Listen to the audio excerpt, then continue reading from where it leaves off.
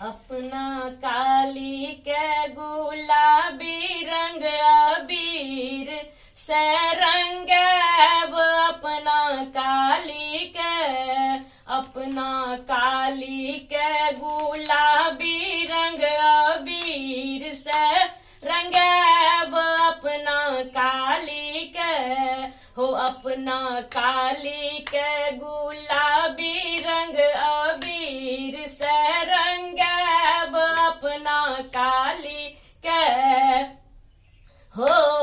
अपना काली के, हो कुल देवी के, हो अपना काली के, हो कुल देवी के, अपना काली के हरिहर रंग अबीर से रंगैब अपना काली के,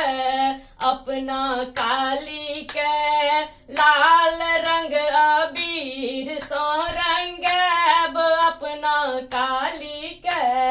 कहाँ मन हेली काली कहाँ लट झड़ली, कहाँ मन हेली काली कहाँ लट झड़ली, कहाँ करती निवास काली माँ अपना काली के, कहाँ माँ करती निवास काली माँ अपना काली के, अपना काली के गुलाबी रंग अबीर सो रंगैब अपना काली के, अपना काली के गुलाबी रंग अबीर सो रंगैब अपना काली के,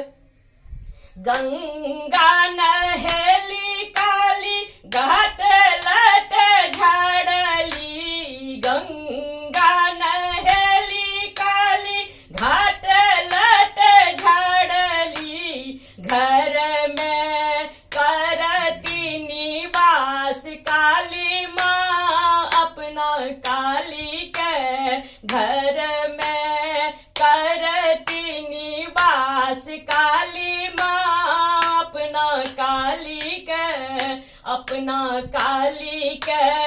लाल रंग गुलाल से सजैब अपना काली के, अपना मैया के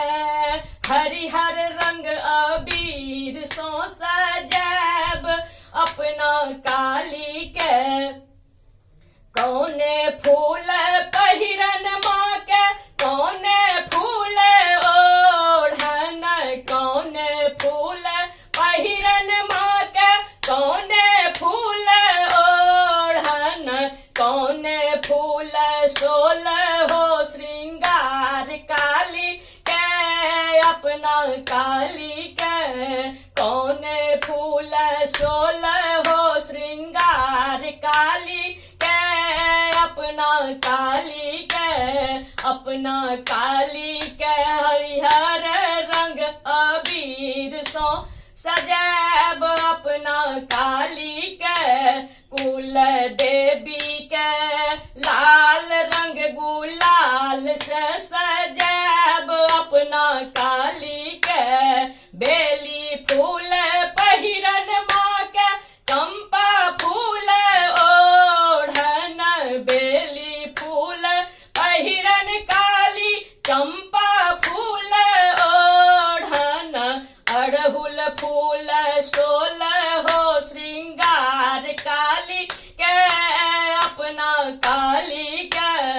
अड़हुल फूल सोल हो श्रृंगार काली के, अपना काली के, अपना काली के हरिहर रंग गुलाल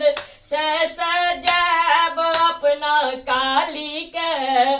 अपना काली के गुलाबी रंग अबीर से रंगैब अपना काली के, पहिरी ओढ़ी काली गहबर ठाढ़ भेली, पहिरी ओढ़ी काली गहबर